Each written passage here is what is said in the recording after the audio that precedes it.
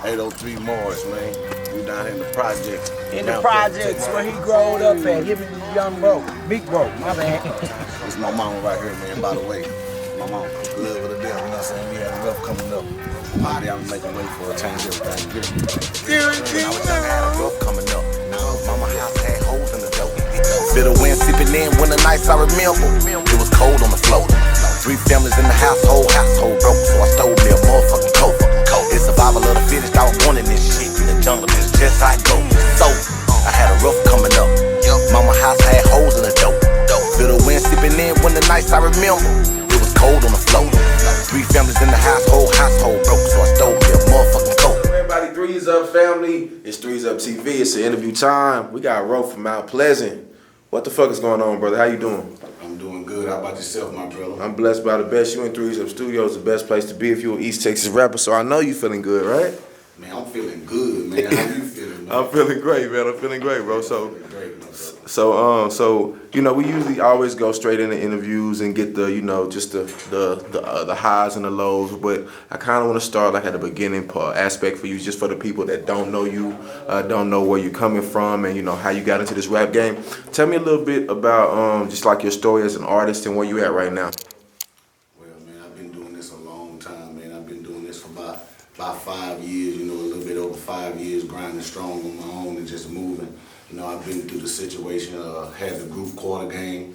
We had a nice situation going. We had some fire music. We all had to, unfortunately, do our own separate things. When it came to right now, still pushing the brand.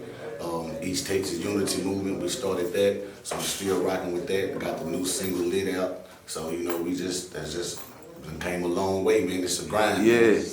I ain't one of those artists that just got it overnight. Yeah. When they see me really, really getting it.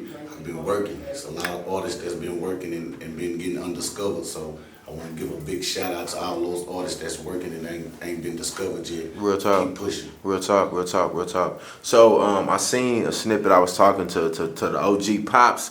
Shout out to him, by the way. You know what I'm saying? That nigga there is cool as hell, man. He cool outside the pillow. I wouldn't lie to you, man.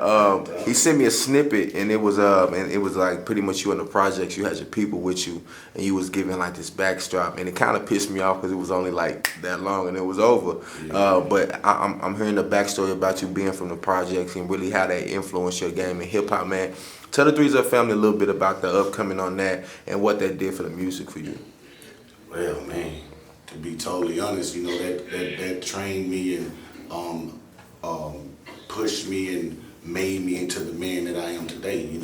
Coming from the projects, you come from the real struggle, so it makes you appreciate the blessings more, and it gives you a different POV of life, which is POV is a point of view. Right. So it's just the being from the projects, man. It made me into who I am, and I wouldn't change it.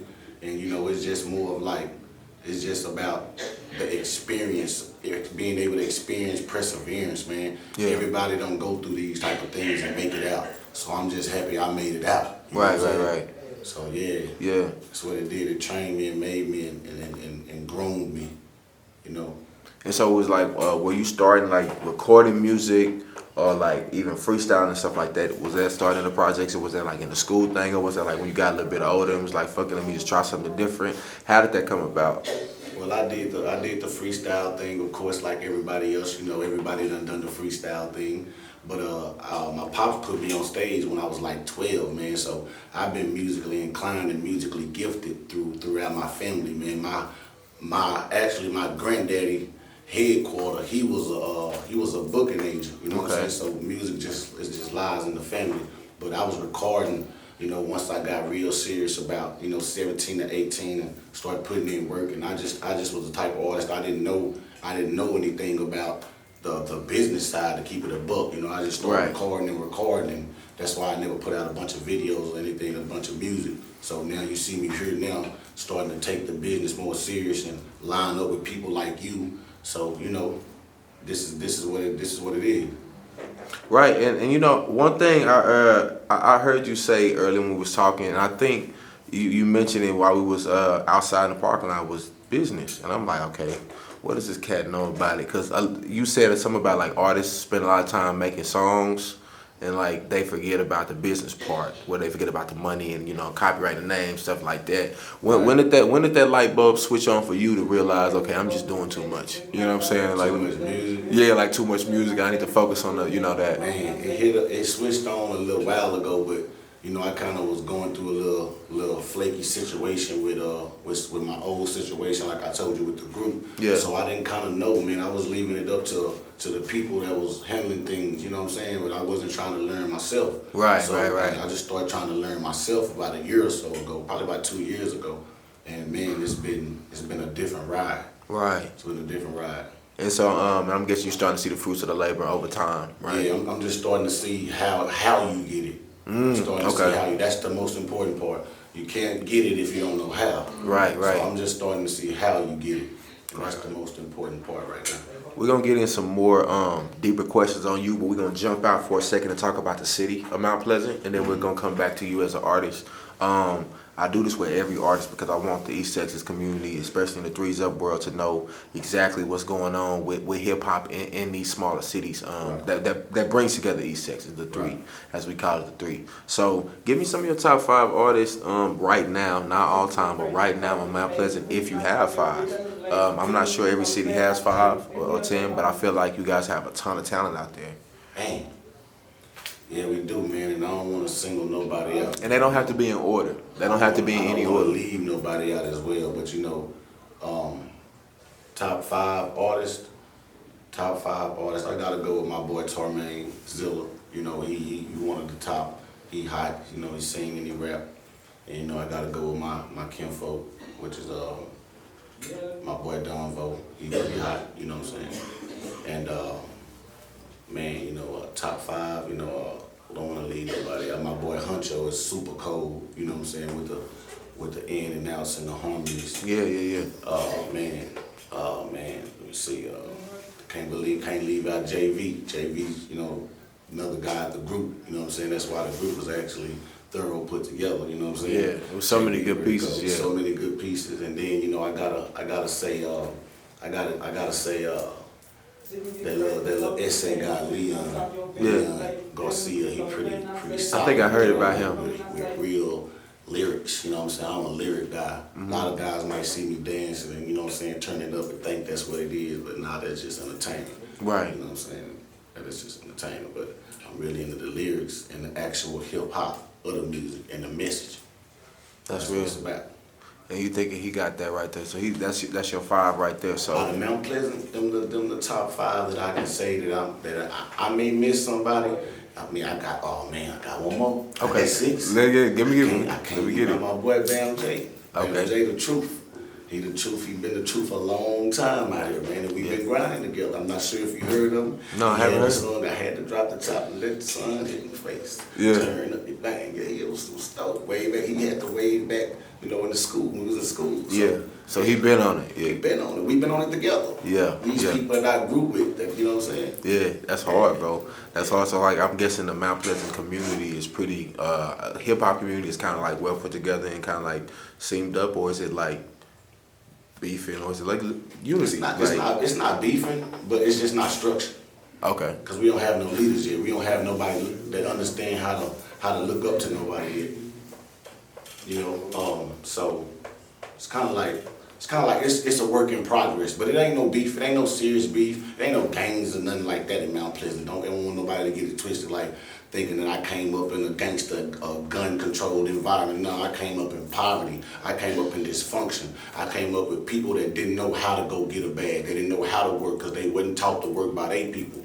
So it's just a long line of things that you have to break. It's called a generational curse. Yeah. I've been getting into this, so I think I'm the chosen one for this, and I don't care about passing the message to my people. Yeah, I love it. I love that energy right there, bro. Absolutely. So we're gonna bring it back to you now. We got our little Mount Pleasant questions out. You know what I'm saying? Let's get that out. Had to respect the city. Shout out to the whole city. Yeah, shout out to the whole city. To the man. whole Leaving city. Nobody out. I rock with everybody, man. Don't think it's no bias or nothing like that. People that I name on the list actually just people that I feel that's got real flow. And it's a lot of y'all that I know got flow. Shout out to all my people that I rock with on a daily basis. Yeah. You know what I'm saying? Yeah. So we getting back to you. You said a couple pieces earlier, maybe 2 minutes ago, about unifying and unifying the communities, unifying hip hop, and supporting. What do you mean by that? Like, I know you're saying it, and I know what unifying means, right? Absolutely. But what is your definition of it for the city and just for the three in general? Because I feel like that's been the biggest goal, is just to unify people. So, Right. What do you feel on that? Well, in a unifying situation, I just feel like we gotta understand that, like you told me earlier when we had a little, private conversation. You big on God, I don't want to get religious, but it's about the relationship.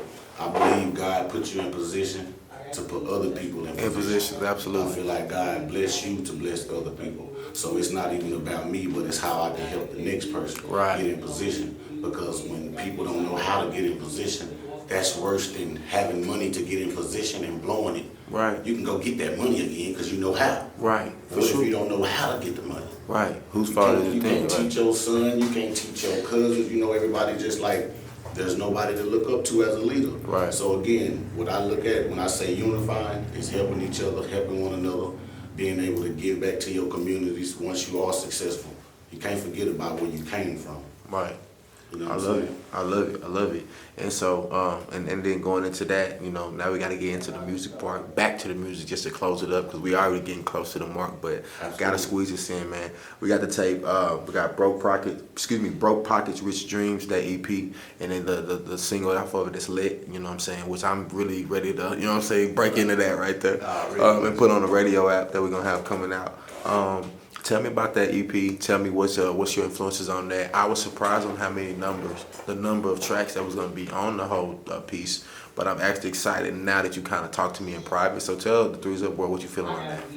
Well, what I was feeling on the actual EP, I wasn't feeling it myself, man. I ain't gonna take all the credit, because again, it's not about me. It's about me understanding to learn different things and being able to share it with people once you learn it. Shout out my boy Carlos Brown, man. That's Unc out there, man. Little Baby Road Manager, Boosie Road Manager. A lot of, I'm gonna say, sorry about that, Boosie Road Promoter, Little Baby Road Promoter. Y'all get at it, man. He's getting people to the money. He's getting people nice advice and nice things to get them to the next level. So shout out my boy Carlos Brown. He helped me put together that EP along with a lot of more people in my team.